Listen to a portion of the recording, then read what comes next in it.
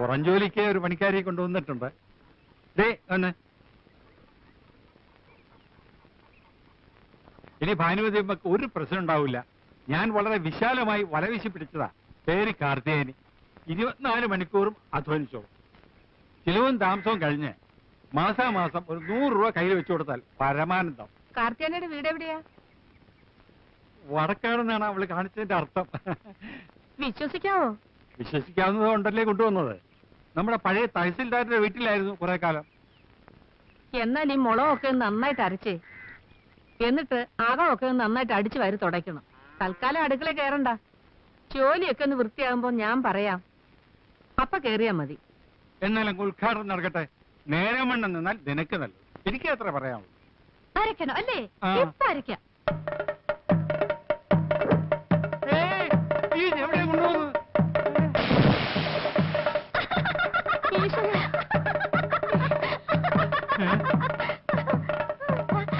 Powder ഇട്ടേരാട്ടാ.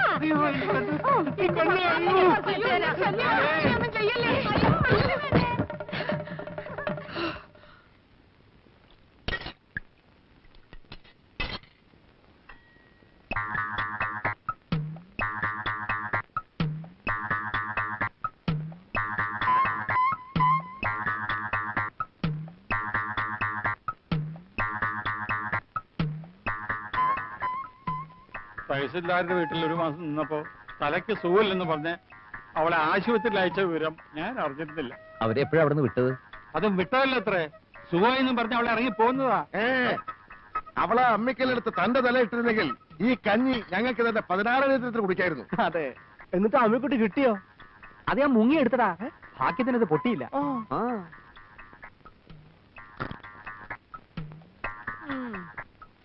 വിതച്ചാലും കൊയ്താലും പോരാ, തിന്നാനും യോഗം വേണം.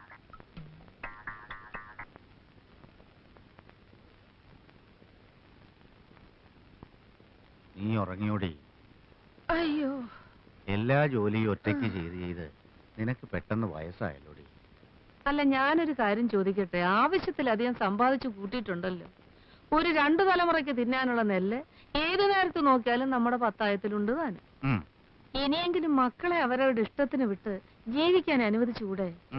എന്ന് വെച്ചാൽ അവരോരോരുത്തരും അവരവർക്ക് തോന്നുന്ന ഓരോ പെണ്ണിനെയും കെട്ടിക്കൊണ്ടുവന്ന് കാരണവന്മാരും ഞാനും കൂടെ ഉണ്ടാക്കി വെച്ച സൽപ്പേര് ഇല്ലാതാക്കണം.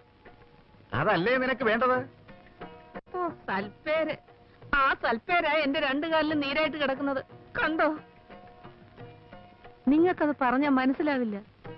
ഒന്നിൽ എനിക്കൊരു കൈസഹായത്തിന് ഒരാളെത്താ, അല്ലെങ്കിൽ ഒരു ഇത്തിരി സ്നേഹിക്കാൻ ഒരു മരുമോളെത്താ. ഇത് രണ്ടിനും കഴിയില്ലെങ്കിൽ നിങ്ങളെ ഒരു തന്തയായിട്ടും മക്കളെന്ന് പറയുന്ന ആ കോന്തന്മാരെ മക്കളായിട്ടും കണ്ടിട്ട് എനിക്ക് എന്താ കാര്യം? എന്നെ ധിക്കരിക്കുന്നത് നിനക്കൊരു ശീലമാ. അത് ഞാൻ കാര്യമാക്കാറില്ല. എന്നാ നിന്റെ വാക്കും കേട്ടോണ്ട് മക്കളാരെങ്കിലും കിടന്ന് തുള്ളിയാലേ മക്കളാന്നൊന്നും ഞാൻ നോക്കത്തില്ല. ഇതൊരു തരം മാടമ്പിത്തര. ഇതൊഴിവാക്കുന്നത് ആ വയസ്സുകാലത്ത് ബുദ്ധി.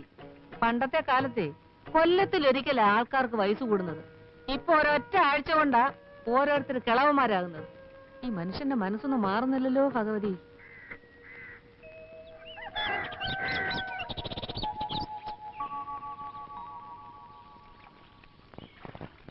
മനുഷ്യനായാലേ കുറച്ച് മര്യാദയൊക്കെ വേണം. അമ്മാവനാണെന്ന് വെച്ച് ചെറ്റത്തരം കാണിക്കരുത്. 2 ദിവസമായില്ലേ എനിക്ക് വന്നൊരു കവർ പോസ്റ്റ്മാൻ നിങ്ങളെ ഏൽപ്പിച്ചിട്ട്? അത് നിങ്ങൾ എനിക്ക് തന്നോ? എന്തായാലും എപ്പോ? മിനിയാന്ന് ചന്തക്കാരി വിലാസിനുടെ വീട്ടിൽ വെച്ച് അമ്മാവനെ കണ്ടപ്പം കത്ത് കയ്യോട് അമ്മാവനെ ഏൽപ്പിച്ചു എന്നാണല്ലോ പോസ്റ്റ്മാൻ കാതർകൂട്ടി എന്നോട് പറഞ്ഞത്. അമ്മാവൻ എന്തിനാ ചന്തക്കാരി വിലാസിനിയുടെ വീട്ടിൽ പോയത്? ആ വിലാസിനിക്ക് കുറച്ച് ഇഞ്ചി വേണമെന്ന് പറഞ്ഞു. അത് സംസാരിക്കാനാണ് ഞാൻ അവിടെ പോയത്. ഇഞ്ചി കച്ചവടം നിർത്തി കാര്യം പറ. പൊള്ളാച്ചിന്ന് എനിക്ക് വന്നൊരു രജിസ്റ്റർ പരിചയത്തിന്റെ പേരിൽ അമ്മാവൻ ഒപ്പിട്ട് വാങ്ങിച്ചു എന്നാണ് ആ കാതർകൂട്ടി എന്നോട് പറഞ്ഞത്. അത് എവിടെയെന്നാ ചോദിച്ചത്? ഓ, അത് നേരാ. അത് ഞാൻ എന്റെ ട്രൗസറിന്റെ പോക്കറ്റിൽ ഇട്ടിട്ടുണ്ട്. ഓ, അതെനിക്ക് വന്നൊരു അപ്പോയിന്റ്മെന്റ് ഓർഡറാ. പൊള്ളാച്ചിയിലെ PKT പാഴ്സൽ കമ്പനിയിലെ മാനേജിംഗ് ട്രെയിനി ആയിട്ട് എന്നെ വിളിച്ചിരിക്കുക. ഇവിടുത്തെ ബ്രാഞ്ച് മാനേജർ പറഞ്ഞിട്ടാണ് ഞാൻ ആപ്ലിക്കേഷൻ അയച്ചത്. ആ ട്രൗസറോടെ അമ്മാവാ? സാധനം കീശ കാണും. ട്രൗസറോടെ? ആ ട്രൗസറാ ഞാനിപ്പോ ഇട്ടിരിക്കുന്നത്. എന്റെ ജോലി കഴിഞ്ഞല്ലോ. ഇതൊന്ന് ശരിയായി കിട്ടാൻ ഞാൻ എവിടെയൊക്കെ അലഞ്ഞതാ. ഏത് പോക്കറ്റിലാ? ഇവിടെ കാണും. വരട്ടെ, തുറക്കുന്നതിന് മുമ്പ് അത് വെയിലത്ത് വെച്ചൊന്ന് ചൂടാക്കി. ഇത് ചൂടാക്കുന്നതിന് മുമ്പ് എനിക്ക് വേറൊരു സാധനം തണുപ്പിക്കാനുണ്ട്. കേട്ടിടത്തോളം വെച്ച് ഇതാകപ്പാടെ ഒരു നനഞ്ഞ പണിയാണല്ലോടാ. നിന്റെ കയ്യിലുള്ള പഠിത്തം വെച്ച് ഇതിലും വലുതൊന്നും കിട്ടൂലേ? ഇപ്പോ മാനേജ്മെന്റ് ട്രെയിനിയാ, പിന്നീട് മാനേജർ ആകാം. ആ, നീ പറയുന്നതൊന്നും എനിക്ക് മനസ്സിലാവുന്നില്ല. അന്തസ്സുള്ള പണിയാണോടാ മച്ചമ്പി? ആവശ്യത്തിന് അന്തസ്സൊക്കെ ഉണ്ട്. PKT എന്നൊക്കെ പറയുമ്പോ തന്നെ ഒരു വെട്ടിപ്പൊട്ടണ പോലില്ലേ? എന്ന് പറയുമ്പോൾ അതിലും ശബ്ദമുണ്ട്. ഇത്രയും ദൂരത്തേക്ക് പോകുന്നതിലേ എനിക്കൊരു മനപ്രയാസമുള്ളൂ. വായിക്കാൻ അറിയാൻ മേലാതെ മച്ചമ്പി എന്തിനാ കടലാസ് പിടിച്ചോണ്ടിരിക്കുന്നത്? അത് ഇവന് കൊടുക്ക്. ഈ വീട്ടില് 4 അക്ഷരം പഠിച്ചെന്ന് പറയാൻ ഇവൻ മാത്രല്ലേ ഉള്ളൂ. ഈ തറവാടിന്റെ പേര് പുറത്തൊക്കെ ഒന്ന് അറിയട്ടെ. എന്താ? ആ, ഇവൻ പോണമെന്ന് തന്നെയാ എന്റെ അഭിപ്രായം. ഏട്ടന്മാർ രണ്ടാളും എന്നെ കൊണ്ട് ഒരു കാശും ചെലവാക്കിയിട്ടില്ല. അതേസമയം ഇഷ്ടം പോലെ സമ്പാദിച്ചു തന്നിട്ടുമുണ്ട്. നിന്നെ പഠിപ്പിക്കാൻ ചെലവാക്കി എന്റെ പലിശയെങ്കിലും എന്റെ ഈ വരണ്ടേ? PKT എങ്കിൽ PKT. ഒരു നാല് കാശ് കൊണ്ടുപോവാ.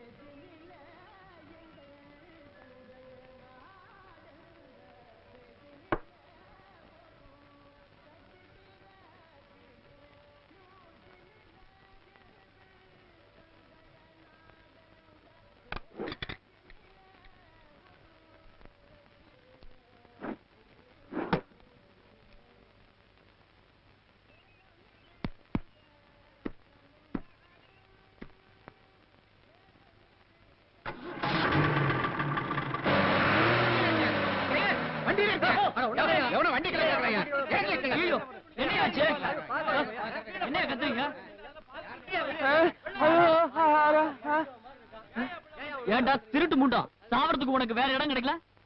என்னடா திருட்டுன்னு முழிக்கிற? ஆளை பார்த்தா தடிமாடு மாதிரி இருக்கிற. கேக்குறல்ல, பதில் சொல்டா. டேய், நீ தற்கொலை பண்ணிக்கிற என் வண்டி தானே கிடைச்சது? என்ன என்னாச்சு? டயர் ஏறி இருந்தா இந்நேரம் இவன் சட்னியா இருப்பான். அப்புறம் நான் ஜெயிலுக்கு போயிருப்பேன். அடிக்காதப்பா. ஒருத்தர் தற்கொலை பண்ணா ஏதாவது காரணம் இருக்கும். என்னன்னு கேட்போமே. ஏன் தம்பி, நீ யாரு, எங்க இருந்து வர்ற? ഞാൻ ഹരീഷനാണ്. ഈ ലോറിയുടെ കമ്പനിയിൽ മാനേജറായിട്ട് ജോയിൻ ചെയ്യാൻ വന്നതാ. கேட்டியாப்பா? அடிக்கிறதுக்கு முன்னாடி காரணத்தை கேட்டுக்கணும். இந்த ஆளு உன் கம்பெனிக்கு புது மேனேஜர். അയ്യോ, വണക്കം സാർ, വണക്കം. ആ പറഞ്ഞോളൂ, ഞാൻ മലയാളം മറന്നിട്ടില്ല. മലയാളിയാ? ആ. ഒയ്യോ, വെളുപ്പിന് വന്നപ്പോ മുറി കിട്ടിയില്ല. ആ. ഞങ്ങളുടെ കമ്പനിയുടെ ലോറി കിടക്കുന്ന കണ്ടപ്പോ വന്ന് നോക്കി. ഉം. ഡ്രൈവർ അകത്തും ക്ലീനർ മുകളിലും ഉറങ്ങുന്നത് കണ്ടു. ഉണരുമ്പോ ഇതിൽ തന്നെ കയറി ഓഫീസ് ചെല്ലാലോ എന്ന് വിചാരിച്ച അതിന് അടിയിൽ കയറി കിടന്നത്. ഓ. ആകെ അബദ്ധായി. സാർ, ഒരു ടീ? ഒയ്യോ വേണ്ട, ജീവൻ തിരിച്ചു കിട്ടിയില്ല അണ്ണാച്ചി, അത് മതി.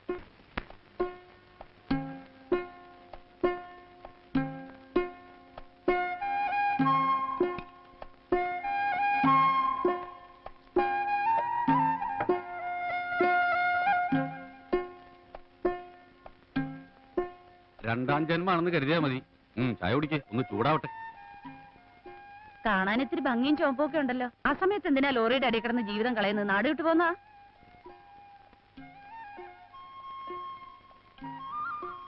ആ, ഞാൻ കുട്ടൻ നായർ, ചങ്ങനാശ്ശേരിക്കാരനാ. ഇത്തിരി സംഗീതക്കമ്മുണ്ടായിരുന്നു, തകില് കൊട്ടു. എന്റെ 17ാമത്തെ വയസ്സില് ഇവിടെ ഒരു അമ്പലത്തിൽ കച്ചേരിക്ക് വന്നതിന് ശേഷം പിന്നെ തിരിച്ചു പോയിട്ടില്ല. ഇവിടെ അങ്ങോട്ട് കൂടി. സംഗീതമാകുമ്പോ ഇത്തിരി ശൃംഗാരൊക്കെ ഉണ്ടാവുമല്ലോ. ആ ശൃംഗാരത്തിന്റെ കലാശക്കൊട്ടാണ് സ്ത്രീ രൂപത്തിൽ അവിടെ നിന്നത്. ആ, രാവിലെ ഒരു കുളി നിർബന്ധമാണെങ്കിൽ അടുത്ത് പൈപ്പുണ്ട്. ഇനിയിപ്പോ എന്തിനാ ഒരു മുറി എടുക്കണേ?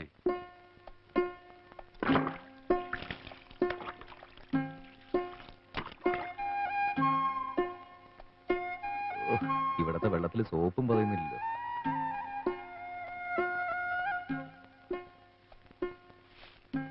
മോളെ, വടക്ക് ഭാഗത്ത് ഒഴിച്ചിട്ടിരിക്കുന്ന മുറി വാടകയ്ക്ക് വരുമെന്ന് അവൻ ചോദിച്ചു.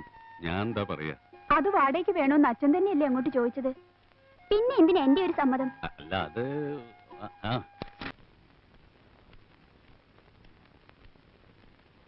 80, 85, 90.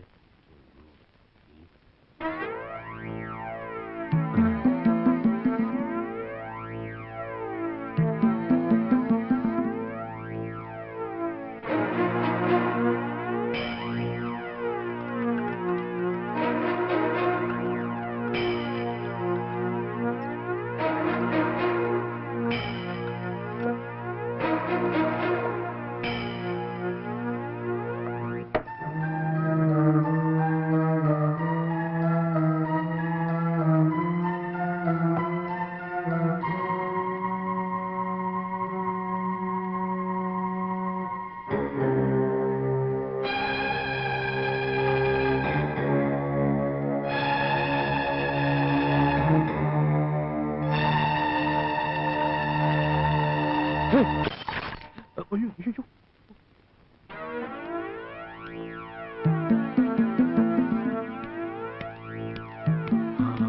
വരുമ്പോഴേ ഞാൻ തീരുമാനിച്ചാ ഇവിടെ എന്തെങ്കിലും സംഭവിക്കുന്നു. അത് ഇങ്ങനെ കഴിഞ്ഞ് നമ്മുടെ ഭാഗ്യം. നീ ഇന്നലെ കൗണ്ടറെ തിരുവഴയ്ക്ക് കയറി പാടിയതും നിന്റെ കൂടെ പവിഴം ആടിയതും ഒന്നും അവന് പിടിച്ചിട്ടില്ല. ഇനി നിന്നെ വഴിയിലെങ്ങാനും വെച്ച് കുത്തുവെന്നാ എന്റെ പേടി. എന്നെ കുത്തിയാൻ വിവരം അറിയും. പി കെ ടിയുടെ ലോറി ഞാൻ കയറ്റും.